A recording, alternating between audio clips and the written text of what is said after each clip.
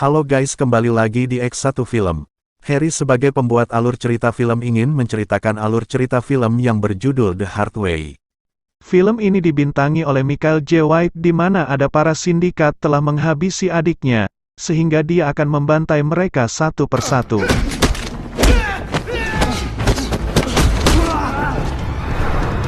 Bagaimanakah alur cerita selanjutnya? Silakan saksikan dan dengarkan alur cerita filmnya. Di awal film kita akan diperlihatkan dua orang polisi yang sedang mengejar seorang penjahat, namun sayangnya dalam pengejaran itu seorang polisi bernama Cody malah tertembak sementara penjahat yang akhirnya berhasil kabur. Tak hanya Cody, penjahat itu juga telah menembak seorang warga sipil yang kebetulan ada di sana. Teman Cody yang bernama Mason tentu terpukul atas kejadian tersebut. Mason mencoba untuk menenangkan Cody karena bantuan akan segera datang, namun Cody yang merasa dirinya tidak akan bertahan, ia berpesan kepada Mason agar Mason menemui kakaknya yang bernama John, yaitu agar John bisa membantu menyelamatkan mantan istrinya dari seseorang bernama Toro. Mendengar hal itu, mesin berjanji akan menyampaikan itu semua kepada John.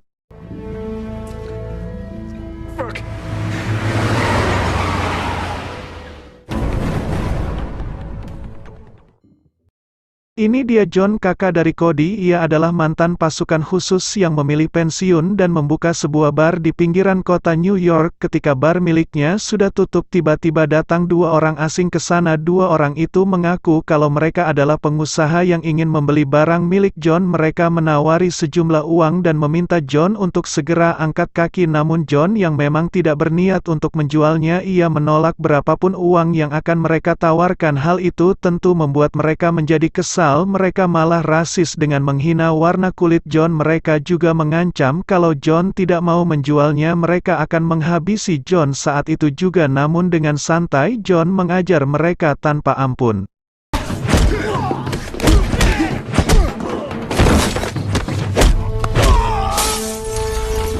Setelah itu John baru mendapatkan kabar kalau adiknya kini telah tiada. Tentu John merasa sangat kehilangan. Dengan besok harinya John pergi ke kota untuk menemui atasan Cody yang baru. Atasan Cody itu bernama Bridge. Di sana John diberitahu Bridge kalau Cody meninggal dalam misi yang diberikan oleh atasannya yang dahulu. Saat itu Cody dan Mason sedang mengejar penjahat yang merupakan sindikat barang haram, namun sayangnya dalam misi tersebut Cody malah menjadi korban. Keep it that way. Esok harinya pemakaman Cody berlangsung. Di sana juga hadir sahabat Cody yaitu Mason yang sangat merasa kehilangan. Bridge dan para polisi lain juga datang menghadiri acara tersebut. Ini dia mantan istri Cody yang bernama Lacey. Saat hendak pergi terlihat Lacey dikawal oleh beberapa orang. Di sana John dihampiri oleh sahabat Cody bernama Vali. Vali mengatakan kalau kematian Cody pasti ada hubungannya dengan informannya sendiri karena saat informan Cody telah tertangkap, para sindikat yang dipimpin oleh Toro Cody menjadi incaran mereka. Mendengar hal itu John mengatakan kalau ia akan menemui Vali untuk mengobrol lebih jauh jika John sudah merasa tenang. Okay, thanks for coming, Valley. Malam harinya Mason sedang mengintai para sindikat. Ia melihat Lacey, mantan istri Cody, sedang bersama seorang pria bernama Jovic. Diketahui kalau Jovic adalah orang yang menjalankan bisnis dari bosnya yang bernama Toro. Saat Jovic dan Lacey pergi, Mason pergi ke dalam gedung tersebut untuk mencari barang bukti. Sayangnya Mason ketahuan oleh anak buah Jovic yang ada di sana dan terjadi baku tembak.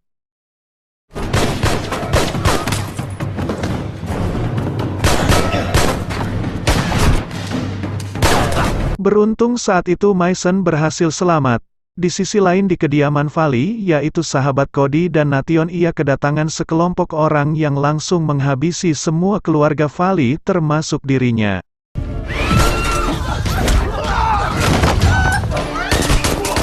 Kita langsung bisa simpulkan kalau mereka adalah anak buah Toro yang tidak mau bisnisnya diganggu oleh Cody, Mason dan Vali. Setelah kejadian itu Bridge mendatangi Nation. Ia mengatakan akan mengirim pasukan lain untuk menuntaskan misi tersebut. Sementara Mission diminta Bridge untuk menenangkan dulu dirinya dari semua kejadian yang menimpa kedua temannya. Setelah Bridge pergi, ia langsung menghubungi John untuk bertemu di sebuah bar. Di bar itu John datang lebih dulu dan tak sengaja ia melihat mantan istrinya yang bernama Sky. yang kini bekerja sebagai penari di bar tersebut. Tak lama kemudian Mason datang, namun saat itu terlihat Sky sedang diganggu oleh beberapa pria dan dibawa ke sebuah ruangan. John yang melihat itu meminta Mason untuk menunggunya 1 menit. Ternyata di sana John langsung menghajar orang-orang yang sedang mengganggu Sky.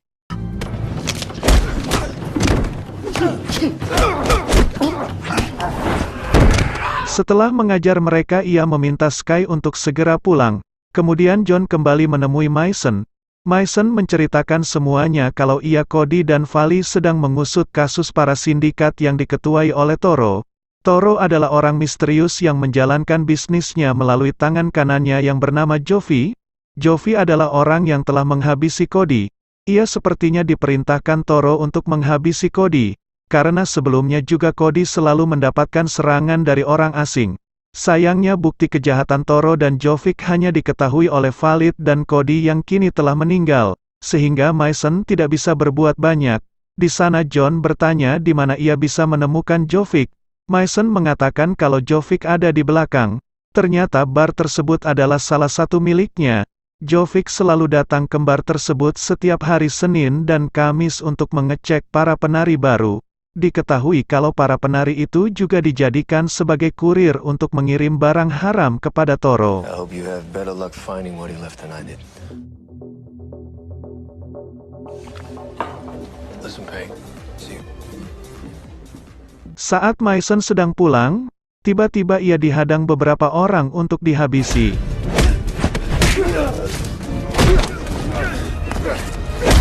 Beruntung Mason berhasil mengalahkan mereka. Kembali ke John yang kini sedang berada di rumah Cody adiknya, dengan mudah John menemukan barang bukti kejahatan Toro dan Jovic. Karena Cody dari kecil sering menyimpan barang rahasianya di tempat yang sama. Barang bukti itu berupa kaset dan sebuah ponsel serta sebuah kunci. Saat kaset itu diputar ternyata memperlihatkan Jovic sedang menyiksa informan yang dikirim oleh Cody. Di sana juga ada Toro, namun dalam rekaman itu tidak terlihat wajahnya, dan hanya memperlihatkan Toro sedang menembak informan kiriman Cody. John juga memeriksa ponsel Cody dan melihat sebuah video Cody yang mengatakan kalau Cody sedang diincar oleh sindikat Toro, yaitu karena Cody telah berhasil menyita uang Toro sejumlah 5 juta euro yang telah ia simpan di sebuah tempat dan kunci itulah yang bisa digunakan untuk membuka brankasnya. Di sisi lain Sky, mantan istri John dan satu temannya, dihampiri oleh Jovic dan anak buahnya. Di sana Jovic bertanya siapakah sosok yang telah anak buahnya ketika sedang mengganggu Sky. Teman Sky menjawab, kalau orang tersebut hanyalah pelanggan. Namun saat itu juga Jovic yang tidak percaya langsung menamparkan temannya Sky. Dengan berani teman Sky langsung nampar balik dan mereka segera kabur dari sana. Jovic mengutus anak buahnya untuk menangkap mereka berdua. Esok harinya John yang masih berada di rumah Cody, ia kedatangan seseorang. John langsung melumpuhkan orang tersebut yang ternyata itu adalah Mason. John langsung meminta maaf dan menyuruh Mission untuk duduk di kursi. Di sana John memperlihatkan serta menceritakan apa yang telah ia temukan, yaitu barang bukti keterlibatan Toro dan Jovic perihal semua kejahatannya. Namun sayangnya mereka masih belum tahu siapakah sosok Toro. Kemudian mereka berdua memutuskan untuk menemui mantan istri Cody, yaitu Lacey, karena Mason pernah melihat Lacey bersama Jovic tangan kanannya. John bertanya kepada Lacey tentang keterlibatan dirinya dengan Toro dan Jovic. Lacey bercerita kalau di suatu hari dirinya tiba-tiba dihampiri oleh anak Toro. Mereka meminta dirinya untuk mengumpulkan para gadis yang sedang membutuhkan pekerjaan. Ternyata gadis-gadis itu dijadikan penari dan kurir barang haram. Lacey yang pada saat itu tentu menolaknya, namun mereka mengancam akan menghabisi Cody dan adik Lacey jika tidak mau menurutinya. Bahkan mereka juga memaksa Lacey untuk menceraikan Cody. Lacey yang saat itu tidak punya pilihan terpaksa menuruti semua keinginan mereka. Setelah itu John mendapatkan sebuah kiriman video yang dikirim dari ponsel Sky, mantan istrinya. Yang ternyata video itu memperlihatkan Sky dan satu temannya sedang disiksa lalu dihabisi oleh Jovic. Saat itu juga ia langsung bergegas pergi ke samping bar milik Jovic. Di sana tangan kanan Jovic mengaku kalau dirinya tidak tahu Jovic ada di mana. Namun John terus saja mengajarnya. Beberapa penjaga di sana mencoba melawan John namun tidak ada satupun yang berhasil mengalahkan John.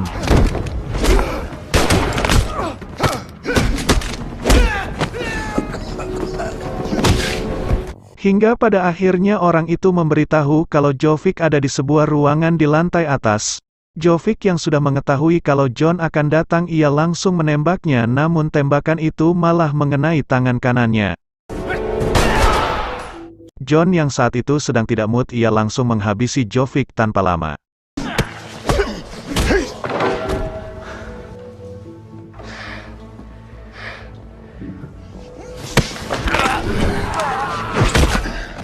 Setelah itu John bertanya kepada tangan kanan Jovic siapakah sosok Toro. Tangan kanannya itu mengatakan kalau dirinya sering bertemu dengan Toro. Namun Toro selalu datang dengan wajah tertutup dan suara disamarkan. Sehingga tidak ada yang mengetahui kecuali Jovic dan Lacey.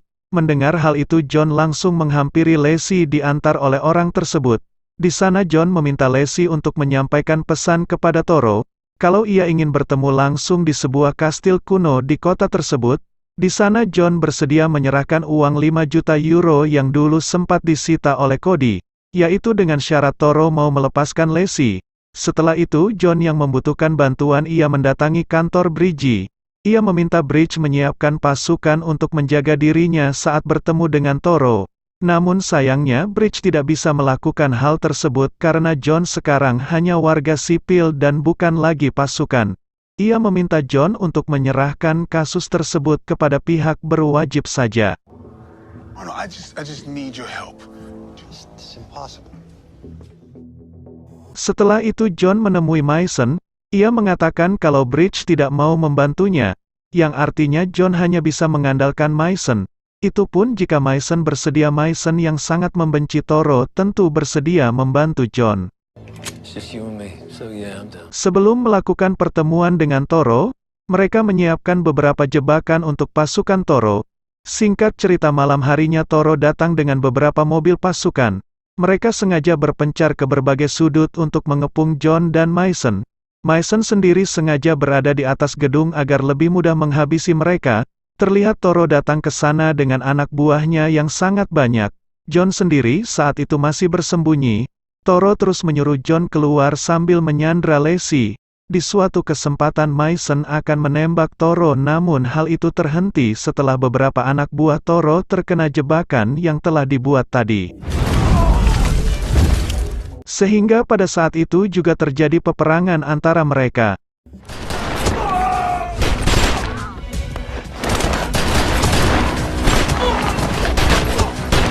John dan Mason berhasil menghabisi mereka satu persatu.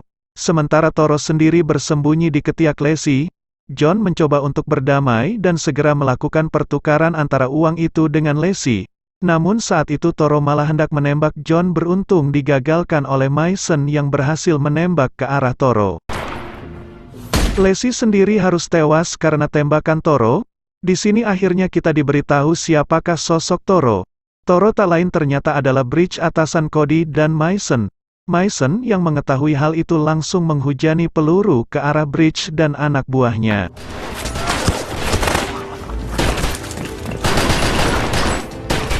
Namun Bridge dan satu anak buahnya berhasil naik ke atas. John terus mencari Bridge namun ia malah berhasil ditolong olehnya. Bridge meminta John untuk menjatuhkan senjatanya ke lubang yang ada di sana.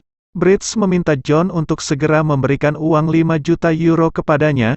Di sana John bertanya kenapa Bridge melakukan itu semua dan tega menghabisi adiknya. Bridge mengatakan kalau dirinya sangat mencintai Lacey sedangkan Lacey malah menikah dengan Cody. Sebenarnya John sendiri sudah tahu kalau sosok Toro adalah Bridge. Hal itu ia bisa ketahui saat melihat rekaman Toro sedang menghabisi informan Cody. Bridge kala itu mengeluarkan pistol dengan seri 1911 bergagang mutiara, yaitu sama dengan yang ia lihat saat John bertemu dengan Bridge kantornya. Di balik itu Mason bertemu dengan anak buah Bridge yang saat penutup wajahnya dibuka ternyata orang tersebut merupakan temannya di kepolisian. Orang itu juga mengatakan kalau dirinya lah orang yang membantai keluarga Valley. Mereka berdua akhirnya saling berusaha untuk menghabisi. Sementara Bridge ia langsung menembakkan pistolnya ke arah John sampai tersungkur.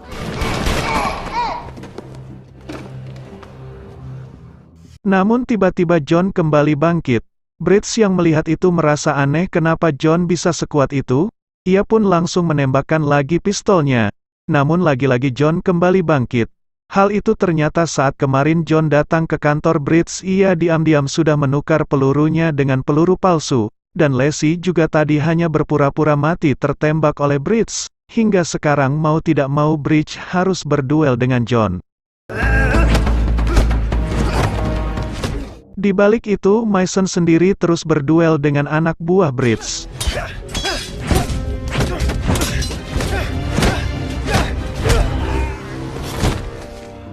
Sampai pada akhirnya Mason berhasil menghabisinya sementara John masih saling baku hantam.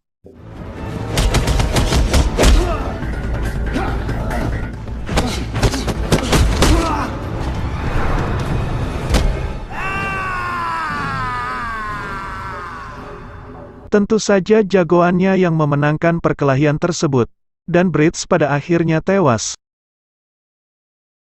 3 minggu kemudian terlihat John mendatangi sebuah kafe yang ternyata kafe tersebut adalah milik Lacey.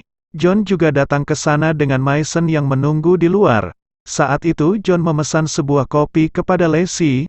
Lacey juga ternyata sudah mengganti namanya menjadi Agina, yaitu nama belakang Cody. That's good. I'll be right back with your coffee.